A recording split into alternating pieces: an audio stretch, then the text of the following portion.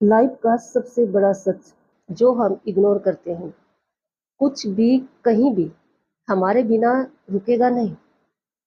इसलिए अपने आप को ज़्यादा खास और स्पेशल ना माने। जिस इंसान के लिए माता पिता से बड़ा कुछ भी नहीं है, वो इंसान बादशाह है। हम नहीं पता लगा सकते कि लोग कैसे हैं। शक्ल से उनको देखकर नहीं पता लगा जा सकता, क्योंकि लोग वो हैं ही नहीं जो दिखते हैं। और उनकी जो उनके अंदर क्या है, यानी वो कैसे हैं, वो इंसान कैसा है, ये पता लगाने के लिए अपनी वाइब्रेशंस क्लियर कंट्रोल में होनी चाहिए। और वो होगी योग से, वो होगी थोड़ा सा ध्यान लगाने से, खुद में ध्यान लगाने से, अपनी वाइब्रेशंस परमात्मा से कनेक्ट करने से वो क्लियर हो जाएगा ना। फिर आपके पास इंसान बैठेगा ना, आप उसके ऑरे से पता लगा सकते हो कि वो इंसान कैसा है। अगर आप परिवार के मुखिया हो तो परिवार को मुखिया बनकर नहीं, एक माली बनकर संभालो। क्योंकि जिस बगिया का माली अच्छा होता है ना, उस बगिया का हर फूल महकता है। लाइफ में कौन क्या बनता है, कुछ मेहनत पर डिपेंड है, कुछ सिचुएशन पर डिपेंड है ना। क्या बनते हो, क्या नहीं बनते हो, वो एक अलग पार्ट है, अहम पार्ट है लाइफ का। लेकिन इतना जरूर बनना कि कभी भी अपने पेरेंट्स से ऊंची आवाज में बात मत करना। और उनकी आवाज से ऊंची आवाज तो कभी नहीं होनी चाहिए। अगर आपके घर में महाभारत होती है, यानी लड़ाई झगड़ा ज्यादा होता है, तो महाभारत का हिस्सा ना बने, बल्कि आपके घर में एक शकुनी है, उसको पहचाने। जहां पर महाभारत होती है ना, वहां पर एक दुर्योधन होता है, जो सारी लड़ाई झगड़े का बर्डन अपने सिर लेता है। यानी जो बोलता ज्यादा है, जो दिखता है कि सारी लड़ाई इसके कारण हो रही है, लेकिन रियल में उस दुर्योधन के पीछे एक सुकून जरूर मिलेगा। कुछ बातों में गजब का लॉजिक होता है। ये लाइंस आपने सुनी है कि घर पर आओ तो दिल लेकर आओ, क्योंकि वहां एक परिवार रहता है। और बाहर जाओ, यानी दुनिया में कहीं पर भी जाओ, तो दिमाग लेकर जाओ, क्योंकि दुनिया दो रंगी है। भगवान ने भी शायद सोच समझ कर बनाया होगा, दिल भी बनाया, दिमाग भी बनाया। क्योंकि दिल परिवार के लिए जरूरी है और दिमाग बाहर के लोगों के लिए जरूरी है। एक लड़का गांव से शहर में जॉब के लिए जाता है, उसका इंटरव्यू था उस दिन। तो इंटरव्यू में उससे क्वेश्चन पुट किया जाता है कि आप शहर और गांव में एक डिफरेंस बताइए, एक अंतर बताइए। तो लड़का थोड़ी देर सोचता है और फिर कहता है कि सर, मर्यादाएं और अदाएं, ये अंतर है शहर और गांव में। तो जो जिसने क्वेश्चन पुट किया था सर ने, तो उसने पूछा मैं कुछ समझा नहीं। तो लड़का कहता है कि सर, गांव की मिट्टी में पले बड़े लोगों को मर्यादाएं ज्यादा पसंद है, लेकिन शहर में रहने वाले लोगों को अदाएं ज्यादा पसंद है। आपको क्या लगता है, कमेंट करके जरूर बताएं। बहुत सुनने में आती है ये लाइन कि जिंदगी बहुत रुलाती है। जिंदगी नहीं रुलाती, रुलाते वो लोग हैं जिनको हम जिंदगी समझ बैठते हैं। जिस लड़के के घर में उसके माता पिता ऐसे रहते हैं जैसे उसके बच्चे रहते हैं, यकीन मानिए वह दुनिया का सबसे अमीर इंसान है।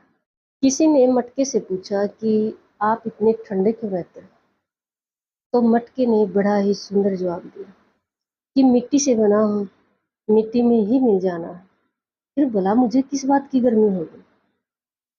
हाल तो हम इंसानों का भी ऐसा ही है, बस हम समझ नहीं रहे। अगर लाइफ में मालिक बनने का शौक है ना, तो सबसे पहले अपनी हंसी के मालिक बनिए।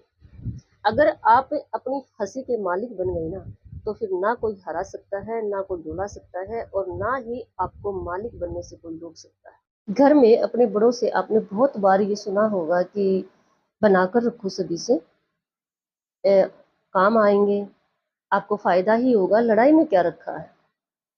हमारे शुभ चिंतक है, हमारे जो दोस्त हैं, वो भी हमें ये सलाह दे देते हैं। बात भी सही है। है ना? सबसे बनाकर रखो, कहीं काम आ जाएँगे। सही बात है, लेकिन इससे भी सही बात और ज़रूरी पता है क्या है? अपने माइंड से बनाकर रखो, अपनी आत्मा से बनाकर रखो, उस परमात्मा से बनाकर रखो। क्योंकि जब इन तीनों से बनाकर रखोगे ना, तो इतना फ़ायदा होगा कि फिर ये जो दुनिया से, लोगों से बनाकर रखना, ये सोचना नहीं पड़ेगा। ये अपने आप सेटल हो जाएगा। हर शब्द की डेफिनेशन होती है ना? किसी ने पूछा कि हस्बैंड किसे कहते हैं? तो बड़ा ही सुंदर जवाब दिया कि जो हँस-हँस के बैंड बजा दे, उसे हस्बैंड कहते हैं। दीपक को घी तब चाहिए जब वो जल रहा है ना? दीपक बुझने के बाद घी डालना व्यर्थ है। बिल्कुल ऐसे ही इंसान की हेल्प ज़रूरत के समय कीजिए। जब ज़रूरत खत्म हो जाती है, तो हेल्प भी ऐसे ही व्यर्थ होती है। और दूसरी बात, कदर। जब तक इंसान जिंदा है, कदर कीजिए। इंसान के मरने के बाद उस कदर का, उस सम्मान का कोई महत्व नहीं। एक बेहतरीन जिंदगी जीने के लिए ये मानना जरूरी है, स्वीकार करना जरूरी है कि सबको सब कुछ नहीं मिलता। जहाँ पर दवाइयाँ काम नहीं करती ना, वहाँ पर दुआएं काम कर जाती हैं। पैसा कमाना लाइफ का एक इम्पोर्टेंट पार्ट है, ज़रूरी है, बहुत ज़्यादा ज़रूरी है। लेकिन पैसे कमाने के साथ साथ दुआएं भी कमाइए। दुनिया में भारत एकमात्र ऐसा देश है जहाँ के सरकारी स्कूलों में पढ़ना कोई नहीं चाहता, लेकिन पढ़ाना हर कोई चाहता है। अपनी बेटियों से प्रेम, प्यार, शादी के बारे में खुलकर बात करें। ये शर्म के टॉपिक नहीं है। उनको मुस्कान, सोनम, रवीना ना बनने दें। सुरक्षित हैं फूल बाग के, सुरक्षित हैं फूल बाग के, अब टहनियों को संभालो। बहुत बचा लिया है बेटियों को, अब बेटों को बचा लो। जब सिचुएशन में बाहर हो जाए, सिचुएशन चाहे कोई भी है, जब अपने से बाहर हो जाए तो उस पर छोड़ दें। सबसे आसान तरीका है, नहीं तो आप बहुत स्ट्रेस में जा सकते हो, माइग्रेन, डिप्रेशन में जा सकते हो। जब भी सिचुएशन बाहर हो, आप कंट्रोल नहीं कर पा रहे हो, तो उस मालिक पर छोड़ दो। अगर उलझाया उसने है तो वही संभालेगा, ये ट्रस्ट बनाए रखें।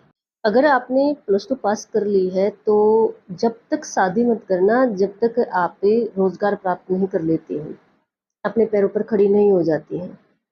क्या है कि आपने प्लस टू पास किया है तो आपने अपनी लाइफ के 15 साल लगा दिए हैं और साथ में खर्चा भी लगा है। ऐसा नहीं है कि सिर्फ साल लगे हैं, आपका खर्चा भी लगा है।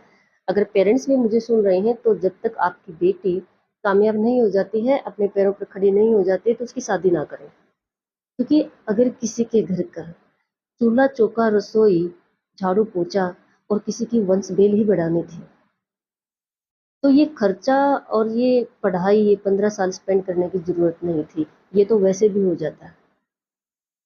अगर आपने ये 15 साल अपने एजुकेशन पर लगाए हैं, तो जब तक शादी ना करें, जब तक आप अपने पैरों पर खड़ी ना हो जाती हैं, कामयाब ना हो जाती हैं। ऐसी 2 लाइन से जो यस में भी और नो में भी पावरफुल है, सही है। पैसा ही सब कुछ नहीं होता, पैसा ही सब कुछ होता है। अपनी जगह पे दोनों लाइन सही है। जिसके पास पैसा नहीं है ना, उसके लिए पैसा ही सब कुछ है। और जिसके पास पैसा है, उसके लिए पैसा सब कुछ नहीं है। बात अगर गुरु की हो रही है, गुरु कौन होता है? तो सीधी सी सिंपल सी डेफिनेशन होती है कि जो शिक्षा देता है वो गुरु होता है। लेकिन अगर बात ये हो जाए कि सबसे बड़ा गुरु कौन होता है, तो इसके जो आंसर हैं वो सबके अलग-अलग हैं। कोई कहता है कि सबसे बड़ा गुरु माँ होती है, कोई कहता है सबसे बड़ा गुरु भगवान होता है, कोई कहता है सबसे बड़ा गुरु वो होता है जो हमें शिक्षा देता है, यानी एजुकेशन देता है, जो हमें पढ़ाता है। लेकिन सही बताऊं, जो बुक्स गुरु पर आप पढ़ें या इतिहास उठाकर देखें, सामाजिक हो चाहे धार्मिक हो, सबसे बड़ा गुरु की अगर बात है तो सबसे बड़ा गुरु ज़िंदगी में जो सीख देता है, चाहे कोई आम इंसान ही क्यों ना है, जो हमें सीख देता है, वो सबसे बड़ा गुरु है।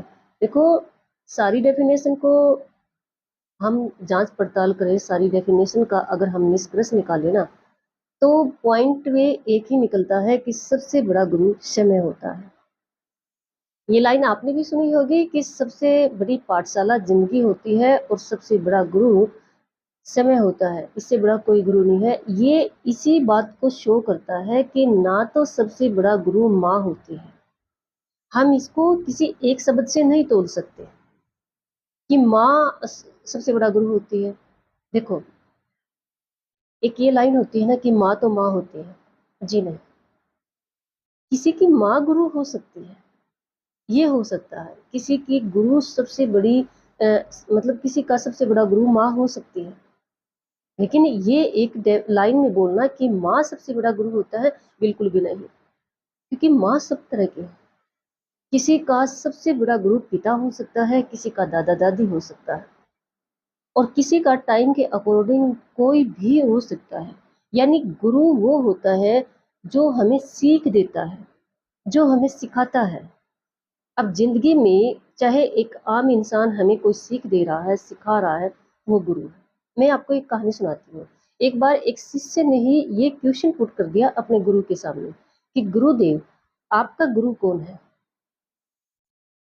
तो गुरुदेव ने जो उसको उसको स्पष्टीकरण दिया ना, इसका आंसर दिया, वो आज तर्क वितर्क के हिसाब से, साइंस के हिसाब से, जो टेक्निकल जमाने के हिसाब से सही है, बिल्कुल। अगर बात गुरु की हो रही है, तो गुरुदेव कहता है कि मेरा कोई एक गुरु नहीं है। शिष्य कहता है क्या? कि मेरा कोई एक गुरु नहीं है, मेरे बहुत सारे गुरु हैं। मैंने जिंदगी में जिससे भी सीखा, वो मैं उसको अपना गुरु मानता हूँ। गुरु क्या होता है? जो सिखाता है। तो गुरुदेव अपने शिष्य को बताते हैं कि एक बार मैं जा रहा था तो मैंने देखा तालाब के पास एक कुत्ता खड़ा था। कुत्ता पानी पीने के लिए तालाब में झांक रहा था और अपने ही परछाई से डर कर, भौंक कर वहां से भाग जाता था। लेकिन साफ नजर आ रहा था कि कुत्ते को प्यास लगी।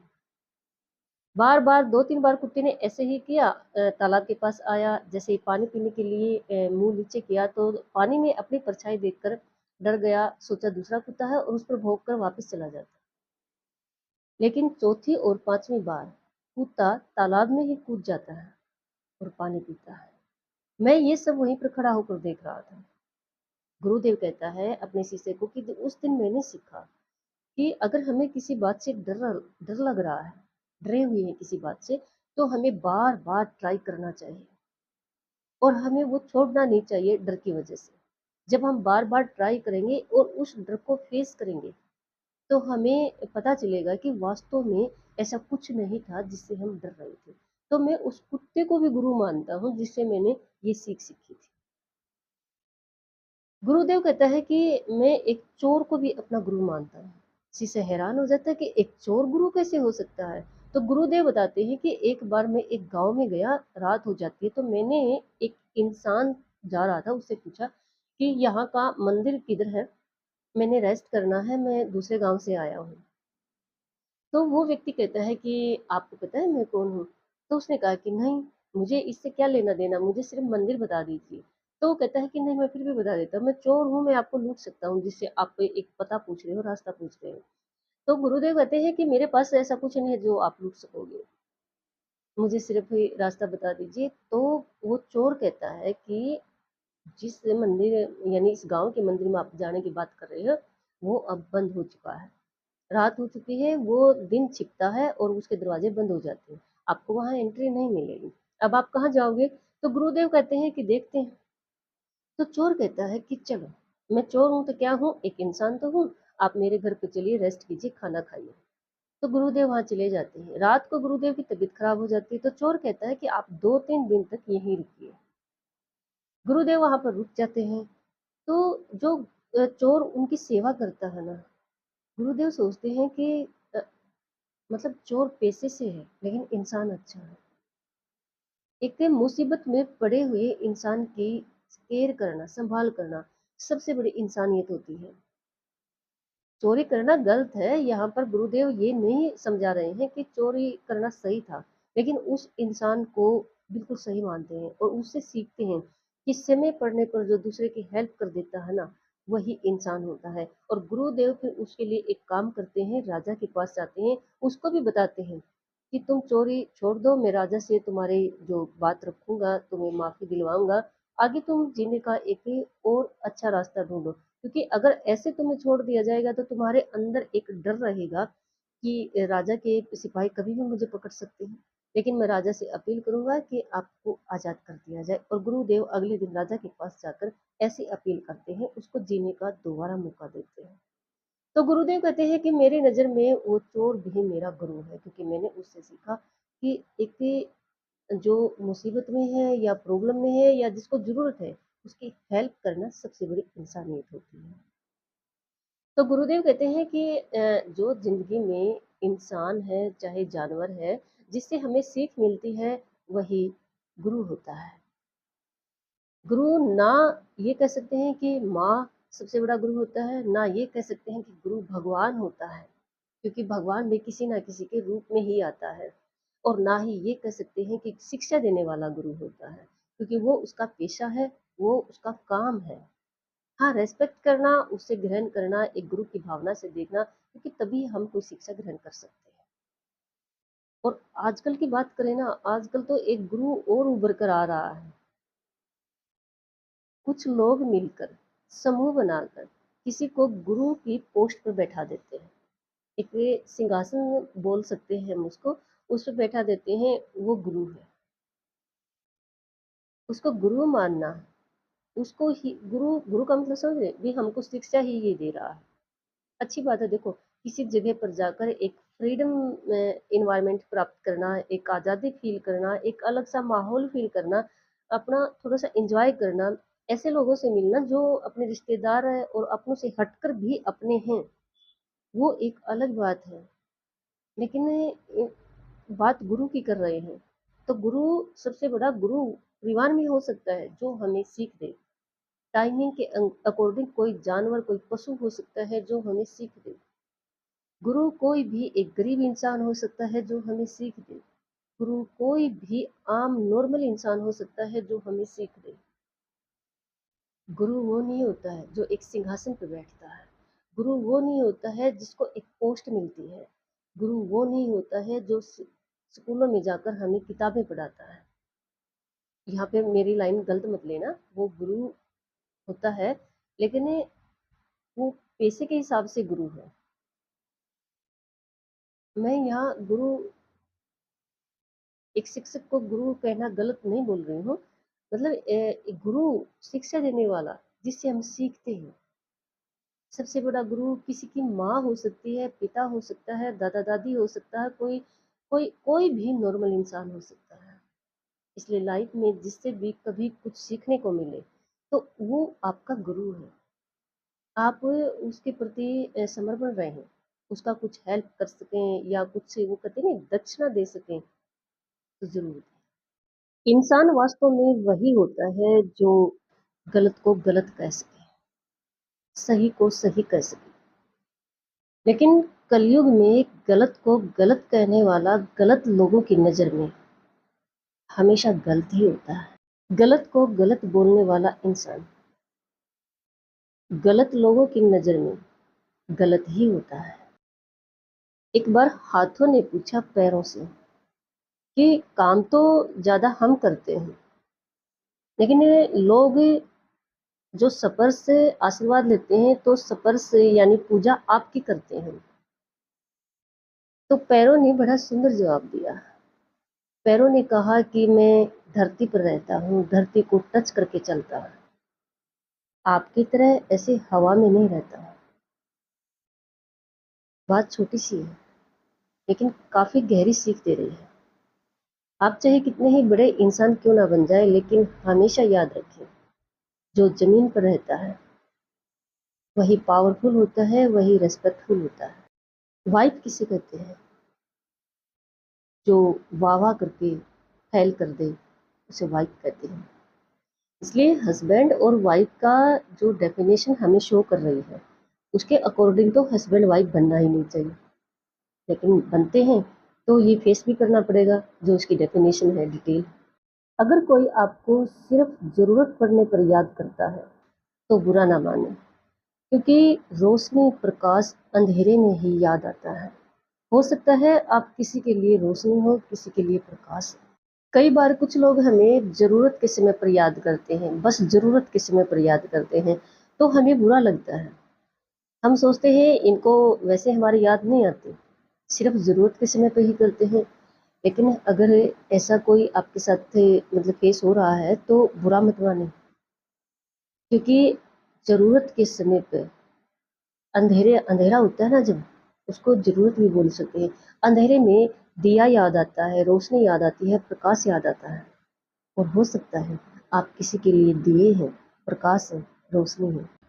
नदियों का सारा पानी समुद्र में ही क्यों चला जाता है? समुद्र में तो वैसे भी बहुत सारा पानी होता है ना? रेगिस्तान में क्यों नहीं जाता? रेगिस्तान में ज़रूरत भी होती है। ये नेचर का नियम है कि जहाँ पर जो होता है ना, वो बढ़ता ही चला जाता है। इसलिए अगर किसी चीज़ की कमी है तो उसको ज़्यादा रिपीट ना करें, ना ही विचारों में, ना ही अपनी वाणी से। हमेशा एक संकल्प माइंड में रखें कि जो मेरे पास है वो खास है। अपनी लाइफ में हर बड़े की इज्जत करो, रेस्पेक्ट करो, अच्छी बात है। लेकिन एक बात हमेशा याद रखो कि जो मूर्ख होते हैं ना, वो भी बूढ़े होते हैं। ये ज़रूरी नहीं है कि जो बड़ा है एज का उसकी हर बात मानो, सच्चाई की तह तक जाओ, सच्चाई जानो, मूर्ख मत बनो। जब बच्चे किसी दोस्त के पास किसी पार्टी में या किसी भी फंक्शन में, किसी ज़रूरी मीटिंग में होते हैं ना, तो पेरेंट्स का फ़ोन नहीं उठाते हैं, कॉल नहीं उठाते हैं। उनका कहना होता है कि बाद में बात कर लेंगे। मैं बस एक ही बात पूछना चाह रही हूँ, मतलब मेरे माइंड में आता है, मैं आपसे शेयर कर रही हूँ। माँ बाप से ज़रूरी क्या हो सकता है? माँ बाप से ज़रूरी क्या कुछ हो सकता है? बस थोड़ा सा टाइम लेके सोचें इस बात को। चाहे आप कितनी ही ज़रूरी मीटिंग में हो, किसी भी फंक्शन में हो, किसी भी दोस्त के साथ हो, अगर पेरेंट्स का फ़ोन आता है तो उसी टाइम कॉल पिक कीजिए, तब आप बादशाह हो। ये जो आगे वीडियो आने वाली है मैं आपको दिखा रही हूँ, ये इस सदस्य से मैं कभी मिली नहीं, मैं इसको जानती नहीं, लेकिन मैंने इसको वीडियो में ही देखा तो सच में मेरे अंदर से तो बहुत रिस्पेक्ट है इस बंदे के लिए। It's not you. Hold on. Hi, mommy. Yes. No. I'm in media. I'm in media. आज के एजुकेशन के लिए 4 पंक्तियाँ। जवानी की कमाई बच्चों की पढ़ाई पर लगाए, फिर बुढ़ापे में एक माँ डॉक्टर से पूछे बच्चे भूलने की दवाएं।